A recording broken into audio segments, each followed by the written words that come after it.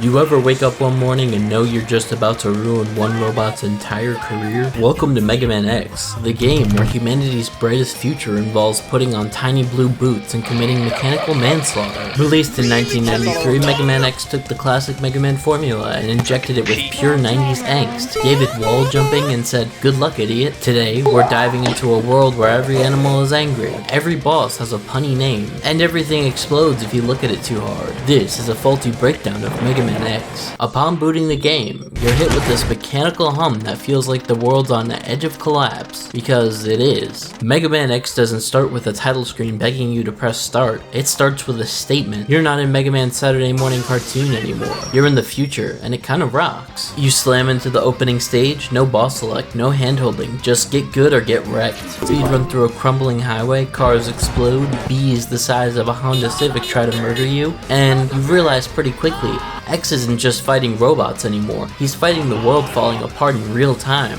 riding on cars. By the time you slam into Vile, purple angry, and you realize you're completely helpless, you lose. You're meant to lose, because this isn't a story about being the strongest from the start, it's about earning it. Enter Zero, the long-haired, big gun mentor who's basically what would happen if you put all 90s anime into a blender. He saves you and tells you to get stronger, and vanishes like a cool upperclassman who already graduated but still hangs around the high school to look impressive. Now you finally get to pick a boss, and here's where the real breakdown begins. If you don't start with Chill Penguin stage, congratulations, you're clinically insane. The stage starts with you being stuck in the snow and getting hit by guys with axes and cunnies. Climbing up vertically, we get the dash boots from Dr. Light. Making our way to Chill Penguin, this dude is the tutorial boss. He is basically a midget sumo wrestler in a snowsuit who thinks blowing cold air is enough to kill a war machine. He slides, he summons ice statues that immediately embarrass themselves, and then he dies like a penguin that forgot how ice works. Nice. Storm Eagle, because nothing says America like terrorism. You show up at an airport. There are no planes, just platforms that want to kill me. Moving along, we grab the sub-tank and casually break his entire runway, causing his ship to plummet, presumably killing thousands. You monster. Storm himself tries to blow you away with wind attacks, but if you have the dash boots, he's basically like fighting a hurricane with a table fan. He explodes with a single dignified tear rolling down his beak. Spark Mandrill is what happens when you give a gorilla ADHD and too much pre-workout. His stage looks like a blackout during a robot apocalypse. If you didn't beat Storm Eagle first, this level sucks. If you did, it's a sad, flickering joke. The mid-boss goes down in a few shots, and then we get to the man himself. He tries to punch you into next week, but if you zap him with a shotgun ice, he locks up like a Windows 95 computer. You basically freeze frame murder him for fun. Next up is Flame Mammoth. Welcome to the Industrial Revolution, but everything's on fire. If you beat Chill Penguin first, Flame Mammoth's entire factory is frozen solid, because apparently, OSHA violations are canon now. We grab the heart tank and make our way to Flame Mammoth. This guy tries to stomp you, spray oil, and do the worst flamethrower cosplay imaginable. He's huge, he's slow, he looks like he should be operating a forklift instead of being a Maverick boss. He's so easy you can take him down with the X-Buster. On to the next stage. You ever try to kill a Roomba but it keeps spinning and breaking your ankles? That's Armidillo. He's got invincible rolling attacks, bulletproof armor, and a stage that's basically a minecart ride through the worst parts of rural Nevada. We grab the hard tank and get to the Armidillo. He's allergic to electricity. Spark Mandrill's weapon rips his armor off like a rabid raccoon tearing through drywall after 3 cans of Monster. And then he's just a sad little pill bug waiting to die. From him we get the rolling shield. On to the next stage, Launch Octopuss. This dude is living in 3025 while you're still learning how to breathe underwater. His stage is a nightmare parade of submarines and death fish. We take down one of the submarines to fight a dragon and get a heart tank. We get to Launch Octopuss himself. He's the only boss who feels like a real threat. He's mobile, he's aggressive. He's what happens when you give Squidward Red Bull and a license to kill. But hit him with the rolling shield and you win. Next stage, Boomer Kuwanger. Yes, that's his real name.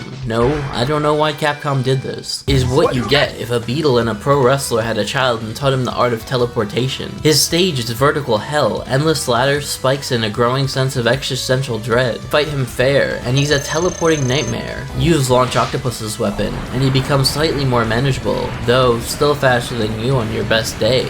Finally, we get to sting Chameleon, the boss to every 7-year-old's dream. What if I was invisible and had a tongue whip and lived in a swamp? His stage is basically an environmental collapse simulator with sinking platforms, collapsing caves, and rain for good measure. Chameleon himself is slippery, literally vanishes half of the time, and shoots spikes from his face. But he's no match for us, and we cut his tongue off. Moving on, Zero comes to us and said we found Sigma's fortress. But before we go to Sigma and his awesome music, we must collect some things we missed. Right back to Sting Chameleon stage, we grab a heart tank and defeat a green guy for the body armor. All the way back to Storm Eagle stage for the headpiece and the heart tank. And then we collect the 3 remaining sub-tanks to help us in our fight against Sigma later. Now that we have all the power we need, it's time for Sigma's fortress. Sigma's fortress doesn't just raise the stakes, it chucks them into the volcano and dares you to jump in after them. The moment you step inside, the music punches you in the face, the color palette shifts to nuclear regret, and every enemy is beefed up like they just got off an all-protein diet. Right away, the game pulls out a beautiful welcome mat, and by mat, I mean an entire army of flying drones and death traps. Climbing green platforms that I definitely didn't rewind to get past, we make our way up to the boss door, and then Vile shows up. Remember Vile, the purple menace who bodied you at the start of the game? He's back, and he's pissed. He's piloting the same ugly mech suit because recycling is important. This time though, you're ready. You try and you try, but you can't beat Vile as he puts you in a cage as you watch Zero sacrifice himself like the world's most dramatic piñata, exploding into freedom, sadness, and anime sparkles. No time to grieve. We have to kick Vile's ass. We get an anime boost from Zero's death and our health is magically restored, and upon Vile's defeat he explodes. Moving forward, we find Zero's upper half and he gives us a kick-ass upgrade to our X-Buster. We fight Boomer Kuwanger again, and then Bow Spider. Now, imagine it made entirely out of steel and bad intentions. It crawls from the ceiling and drops egg bombs everywhere, and moves in random patterns that feel personally vindictive.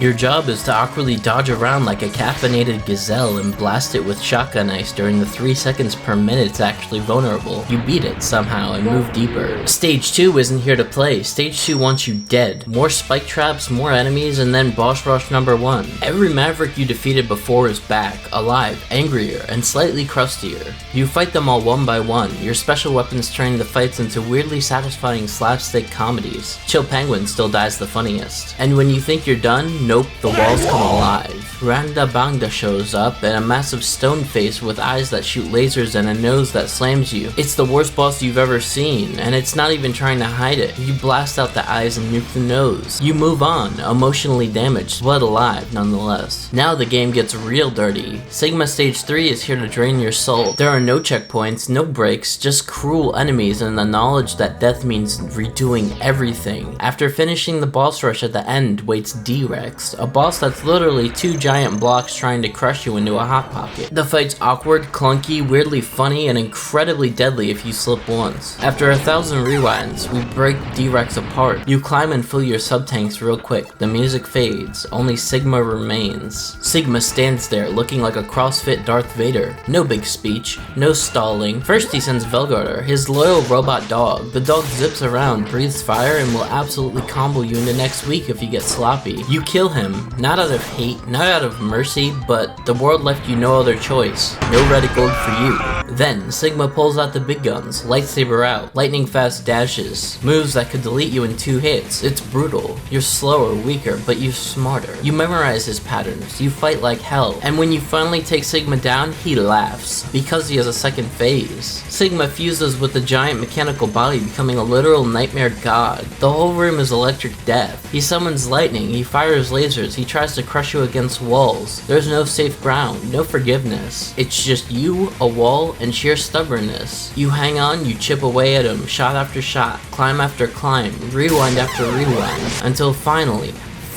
the screen explodes in one mass beautiful burst of pixels. Sigma is dead. The fortress collapses behind you. You walk alone through the ruined wasteland, staring out at the sunset. Zero's gone, the Mavericks are gone, and somewhere out there you know more pain is coming. But you fought anyway. Not for glory, not for thanks, just because someone had to. Mega Man X is a story about fighting through hopelessness, about standing tall even when it hurts, about staring down at the end of the world and saying, not today. If you liked the video, subscribe. Fuck Aaron Hansen. I love walkable cities. Gay fanboy.